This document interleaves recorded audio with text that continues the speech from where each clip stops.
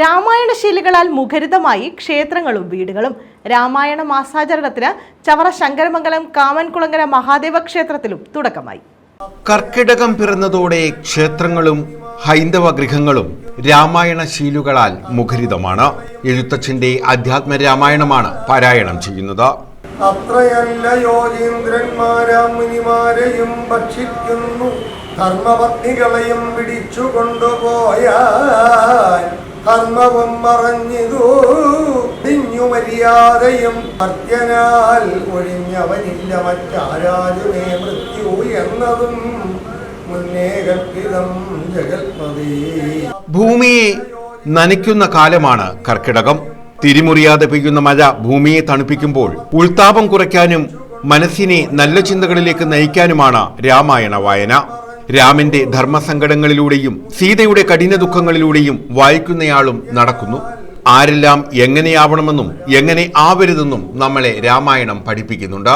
ഈ രാമായണത്തിന്റെ മഹത്തായ സന്ദേശം ഉയർത്തിക്കൊണ്ടാണ് ചവറ ശങ്കരമംഗലം കാമൻകുളങ്ങര മഹാദേവ ക്ഷേത്രത്തിലും രാമായണ മാസാചരണത്തിന് തുടക്കം കുറിച്ചത്.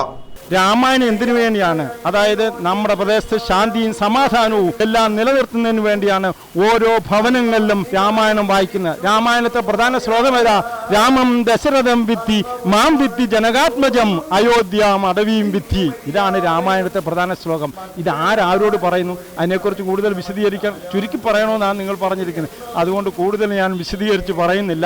സമ്പൽ സമൃദ്ധമായി ഐശ്വര്യ സമ്പൂർണമായ ഒരു ജനതയെ വാർത്തെടുക്കുന്നതിന് വേണ്ടി ഭഗവാൻ മഹാവിഷ്ണു ജനിച്ചിരിക്കുകയാണ് രാമനായിട്ട്. എല്ലാ ഭവനങ്ങളിലും, അതായത് നമ്മൾ കർക്കിടക 1-ാം തീയതി മുതൽ രാമായണം എല്ലാ ഭവനങ്ങളിലും വായിക്കുകയാണ്, വായിച്ചു തീർക്കുക. അങ്ങനെ ഐശ്വര്യ സമ്പൂർണമായ ഒരു ജീവിതം കെട്ടിപ്പടുക്കാൻ സർവേശ്വരൻ അനുഗ്രഹിക്കും എന്ന നിർത്തോടെ ഇതോടൊപ്പം കുടുംബ സത്സംഗങ്ങളും നടത്തുന്നുണ്ട്.